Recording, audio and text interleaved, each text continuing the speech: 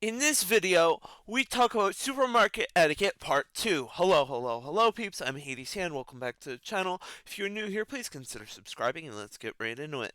In today's video, we're talking about supermarket etiquette and honestly, again, you people need it because again, I've seen some really mess up stuff in just the last week, so we're gonna get right into it and we're gonna talk. We're gonna have this talk. Okay, so first thing we're going to talk about is therapy dogs and dogs that are therapy dogs. Now, I'm not, as someone who is autistic, I wish I could have a therapy dog to a certain extent, but those who classify their dogs as therapy dogs, even when they're not, they don't have the training, they don't have the experience, they don't have the discipline, and they just bring it in, and they don't even bring a vest, they just bring it in a little stroller. I'm like, I'm sorry. I didn't know you couldn't leave your dog at home. And it's always the same demographic. It's always the little old ladies who do it. And mind you, I don't say anything to him in person, but I want to. I want to say, first off, even though your dog's not trained, you're bringing it in, exposing everyone who has a lung condition, everyone who has asthma, everyone who might have had a lung transplant, anyone who has a dandruff or fur allergy. Just because what you couldn't leave your precious persnickety or whatever in your house. Like again, you can't leave it in the car if you just took it to the dog park, but then you take it back home, then you go to the market. Plain and simple. I don't want to risk having some animal peeing in the store or leaving hair everywhere in the store. No, even though even though you don't see it, hair travels. The dandruff travels. And there's the amount of old ladies that come in with dogs. Just I don't want to see it. Plain and simple. However, what I will say this is that if it is a therapy dog, or if it helps you with anxiety or something like that, I am understanding to a degree. I'm not saying anything against people who genuinely need it, but those who just think, oh, it won't do that much harm, because it's my dog and I trained it well. No, if it wasn't trained by a professional or someone who has experience training dogs and have gone through the qualifications, plain and simple, it shouldn't be in the store. And honestly, I'm not allowed to say anything because I'm not allowed to confront people. But at the same time, I will go get my manager who is allowed to confront people. Because even then, we're not allowed to ask if it has a vest. So it's just if it's just literally a little teacup dog or whatever they're called, I just don't bring it in. Don't bring it in. Please be a good person and leave it alone. Okay, so next thing we're going to talk about is sanitation. And I'm a sanitation worker at my supermarket. And what I do is I make sure everything's sanitary, like shelves, glass doors. Occasionally they'll have me clean something a little off the wall. The other day I was in the restroom and basically someone smeared crap all over the walls. Like they took their hand and ran their hand on the walls with a shitty hand, literally. And I saw this and I was horrified because who first off who would do this? It was either someone who had severe issues or had was like really spiteful and had an underdeveloped prefrontal cortex because obviously they just first off it's a health risk to be playing with your own crap. Like you don't know how much contaminate is in your own crap, and honestly I don't want to know. Just that was all kinds of gross finding that, and I was horrified to see that. And I was the guy who had to scrape it off the wall. And I was really annoyed that I had to clean up poop off the wall of all things. Like if you miss the toilet, that's one thing. That's not the problem, not the issue. Fine, whatever. If you especially if you're a senior citizen, you have a bladder thing or whatever, that's not the issue.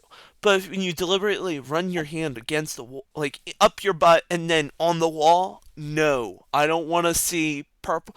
I don't want to see Harold in the brown crayon. I don't.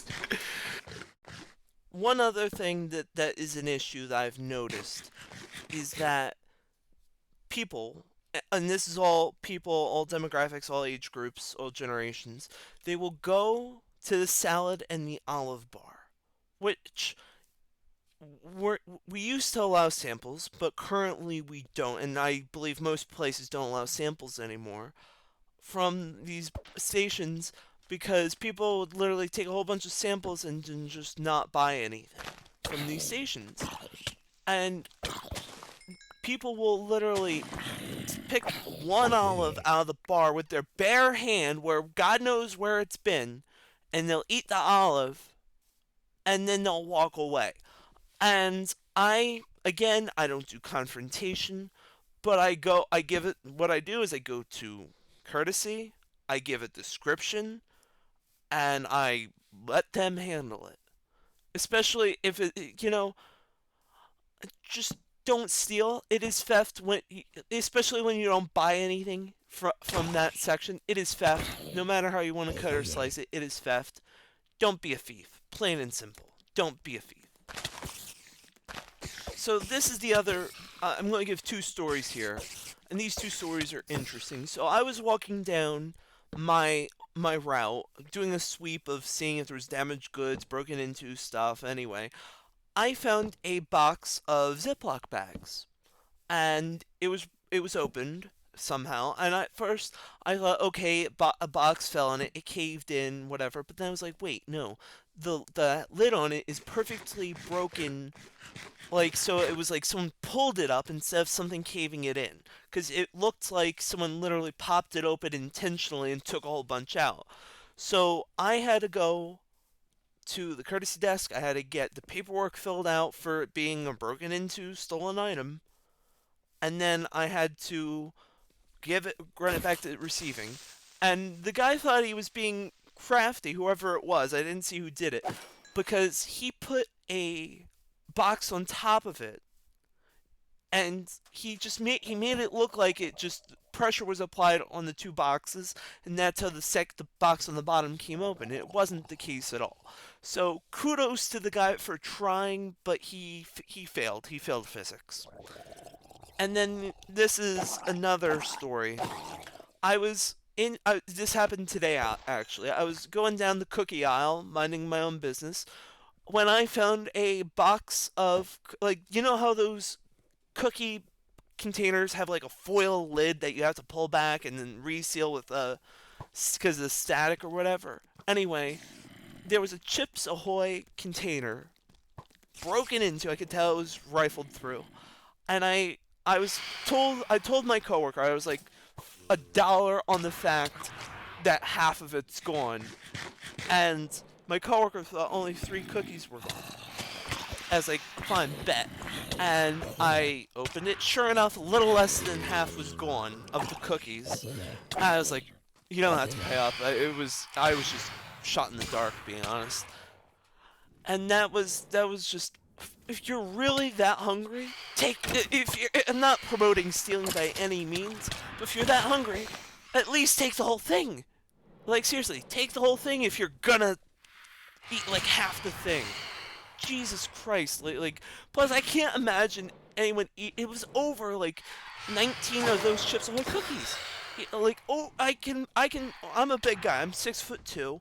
I'm like a little over 200 pounds. I can barely eat like maybe 7 of those. But this was like a little less than half the pack eaten. I was impressed because I've eaten my fair share of whole pizzas on a good day. But these Chips Ahoy cookies, I know they sit heavy. They sit heavy. But then again, I'm not a chocolate chip person. To each their own. All right, and now we're here at the list. This is the fun part. This is one of my favorite things. So this isn't all in the same. This is a little later that same day, and I decide to go to this village and just wreak havoc because I like being Minecraft's agent of chaos. You don't like it? Tough. Anyway, I started burning things. I like burning things in Minecraft because it's fun seeing.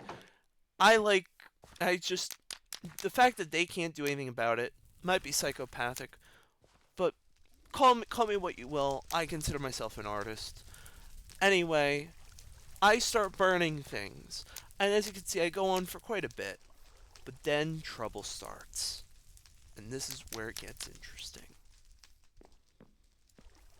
So it all started when I saw these two villagers literally walk into the fire, the house that was ablaze, and I saw this. I figured, they're already incredibly weakened. They won't survive a zombie attack already, so I decided to end their little lives. Anyway, the Iron Golem notices the blood of the villagers on my sword, and he starts walking. And I always say, don't retreat, don't surrender.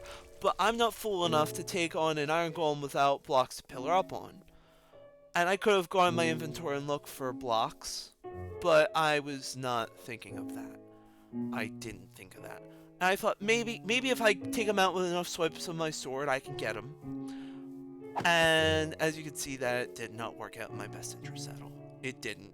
And then I thought maybe if I jump in the river and jump the river, he'll get trapped. But then I realized afterwards that the river wasn't deep enough.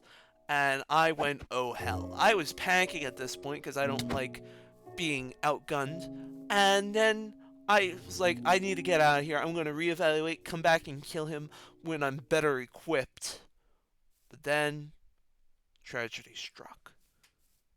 I was trying to get a better vantage point to kill him, to unend him, but then I realized I had no more vantage point, and I was over. Okay, so please check out the videos to the left and right of your screen. Thank you so much, and please consider subscribing. Have a great day.